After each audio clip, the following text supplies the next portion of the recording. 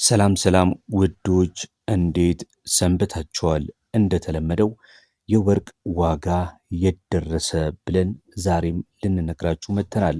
ዛሬ ጥቅምት 11 2018 ዓ.ም ባልታሰበና ከፍተኛ በሆነ መልኩ የወርቅ ጭማሪ እጅግ በጣም ንሮ ነው ያለው።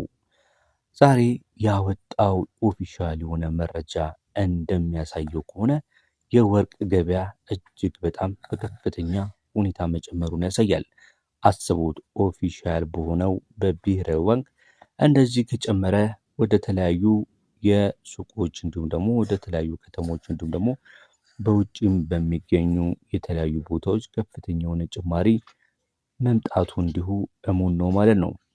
24 ካራቱን 23 ካራቱን 22 ካራቱን 21 ካራቱን ወደ ታችም እየሄድን እስከ 14 ካራት ምን አይነት የሆነ የወርቅ ንጽህና አላቸው? እንዲሁም ደግሞ የዛሬው ገበያ በአሜሪካ ዶላር እና በኢትዮጵያ ብር ምን ይመስላል የሚለውን ይዘንላችሁ መጥተናል። እስከ መጨረሻው ድረስ ትከታተሉን ዘንድ እየጋበዝን አዲስ ለሆናችሁ ቻናሉን ሰብስክራይብ በማድረግ ላይክ፣ ሼር በማድረግ አብራችሁን መቆየት እንዳትረሱ። የምንጀምረው ከታችኛው ካራት ይሆናል።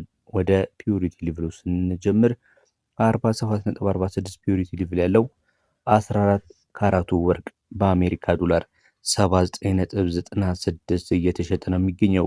በኢትዮጵያ ደግሞ አንዱ ካራት 14 ካራት ማለት ነው በግራም 12020 ብር ከ77 ገብቷል ማለት ነው። ይሄ ከፍተኛ የሆነ ጭማሪ ነው። እንግዲህ ትንሹን ካራት ነው እየነገርኳችሁ ያለሁት። ወደ ላይ ስንመጣ ደግሞ ምን ይመስላል የሚለውን እንመለከታለን። ቀጥሎ የምንመለከተው ባለ 15 ካራቱን ሲሆን ይህ የወርቅ ንጽህና ደረጃው 54.13 ነው። ይሄ በአሜሪካ ዶላር 85.67 እየተሸጠ ነው የሚገኘው። በኢትዮጵያ ብር ደግሞ 15 ካራቱ በግራም 12879 ከ40 ይሸጣል። ሌላኛው ካራት 16 ካራት ሲሆን የንጽህና ደረጃው 60.38 ነው። በአሜሪካ ዶላር ይህ 16 ካራቱ እየተሸጠ የሚውለው ዛሬ ጥቅምት 11 በ91.38 የአሜሪካ ዶላር ሲሆን በኢትዮጵያ ብር ደግሞ 13738 ከ03 ነው።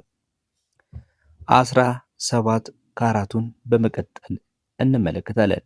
እነዚህ በተለይ ደግሞ ከ18 እና ከ18 በታች ያሉ ካራቶች በጣም እጅግ በጣም ጠንካራ የሆኑ የወርቅ አይነቶች ናቸው። ምክንያቱም ደግሞ